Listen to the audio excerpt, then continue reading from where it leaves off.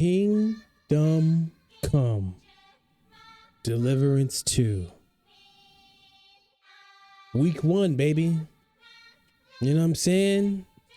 If you don't know where you at and you don't know who I am, I literally say this every time. YouTube, he's Muten Gaming on YouTube, and I'm glad this game was created. I expected video games to be more like Kingdom Come Deliverance 2.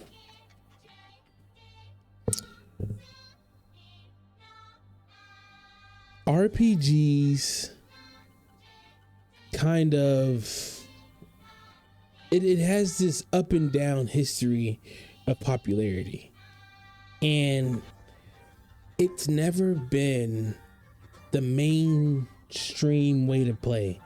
You know, most people play shooter games, right? Most people play sports games, you know, the casuals. They don't even realize a lot of the stuff in those games are RPG mechanics.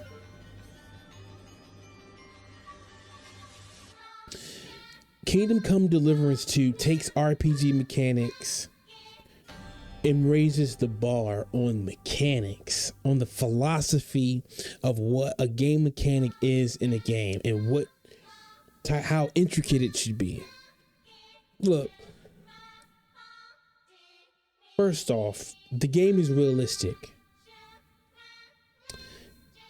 Eating, sleeping, health, you know, it's all very hard to deal with.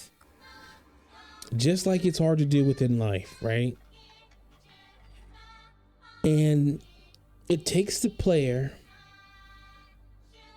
that, you know, and they're treating you as if you know what's going on.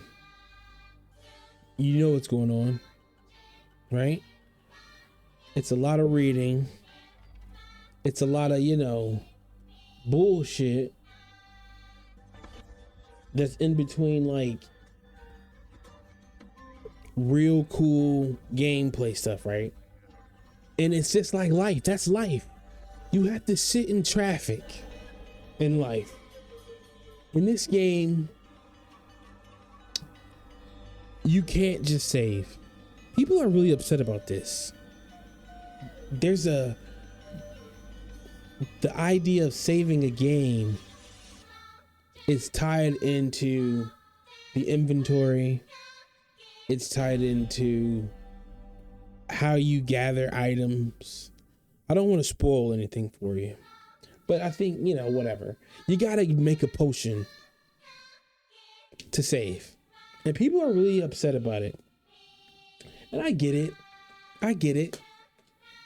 It kind of sucks. This is a hardcore video game where you may not be able to just go save right now, especially in the beginning of the game. In the beginning of the game, you have nothing. And saving is like, yo, I need to save, or I need to heal. I need to go somewhere. And if you've done some shit and you can't fast travel, which is a gift. Thank goodness you can fast travel in this game. But I say all that to say that this is a hardcore survival game that takes place in, you know, medieval times during Bohemian wars and shit, right? And what they went through, the player will go through. You want to save? You need to drink some wine, bro. So you're gonna be the type of person that's running around drinking wine all the time. Cause you gotta save. Dying costs you so much in this game. So much progress. You've done shit you don't even remember you've done, and it's A treachery, it's when you go off the beaten path, it's treacherous. You might slip and fall and die. I like literally, I didn't fall very, very far. If I fell from that distance, I wouldn't have died. But in this game, they don't want you to do shit like that. They don't want you to feel like you can ever fall off anything.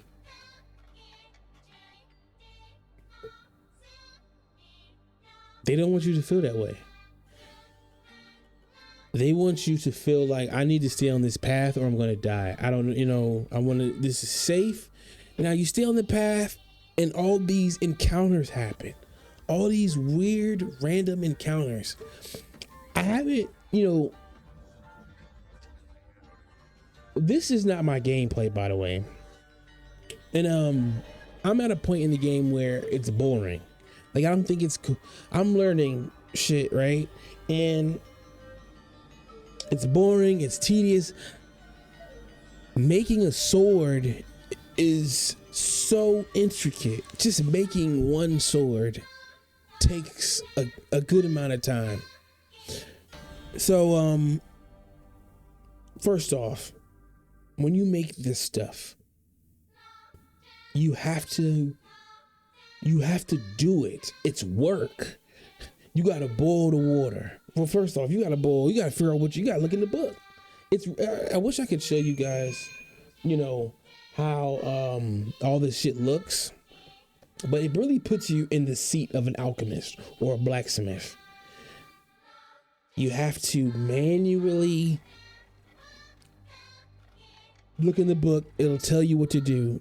Follow the recipe. And it's like, okay, I got the recipe. Now I have to actually read and follow it. Okay. The recipe might say, take the nettle, one handful of nettle, boil it for 2 turns. In wine. So you got to pick the wine off the cupboard, pour it in the cauldron. Then you have to get the nettle out of your inventory. Then you have to get it out of the bag on the shelf. Put it in the cauldron. Then you have to lower the cauldron and wait till it starts to boil. And then you have to go to a sand dial and you flip it. And you have to watch it for all the sand.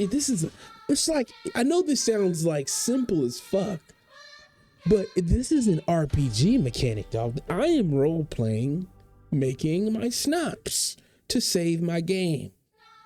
And it's like, if you allow yourself to be immersed, you will feel compelled to continue to survive in this wild ass wilderness, in this crazy kingdom. You then have to flip it again because you wanted to go through twice. That's what the recipe said. Then you got to raise it. Then you got to get the other stuff, the belladonna, and you got to grind it up. You're doing all this, and then you boil that for one turn, picking up the dial again, and then you have to go and get a bottle. And you got to pour it, and then the game doesn't tell you right away what you made. You kind of are waiting for Henry, the main character, to say something about it. That's called game development. That's having style in your game development and your game mechanics. And it's the same with blacksmithing. You gotta hammer a certain way and you gotta heat it up. You gotta look at it. Nothing's telling you, oh, it's hot. Take it off now. There's no numbers. You're looking at this stuff happen. You know what I mean? You're looking at the iron turn hot and red, and then to yellow, and to the white hot. And you have to make sure you're hitting it. And it's like a mini game. And as you hit it, if you're doing a good job, that man start whistling. And if you got that man to whistle through a whole song, you the man. You gotta flip it. You gotta be even. You can't hammer in one spot. All this stuff helps you have a better sword, increases your stats on the item. All the other game mechanics, I would advise you that knowing what the game can do is a spoiler. I don't know what else, like, I'm not going to talk about all the other game mechanics because it's spoiling. You know what I mean? This is a game where you just have to you have to allow yourself to sink in this amazing tapestry of events. Voice acting, amazing. Character style, amazing. It fits in the world. Everybody looks cool. Everybody just looks like people, like, you know, and the voice acting carries the game. Like, this game, if the voice acting sucked, I don't think I could play it. The voice acting is one of the tentacles that's pulling you down into this abyss of RPG greatness. The story is dope, but when I play the game, I feel like I'm creating my own story. Like, it's not.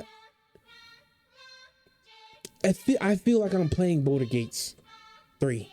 That's what it feels like.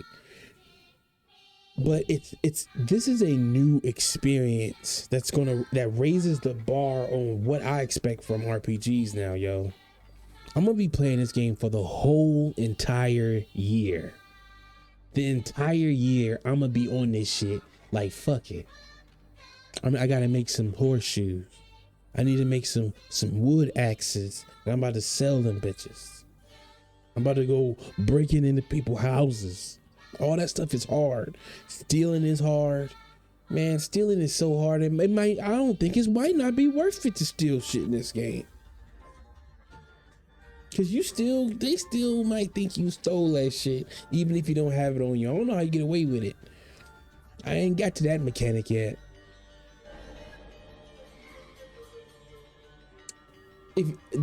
And also, this game is for old people. It's for old people who have a taste for that new next iteration of a video game.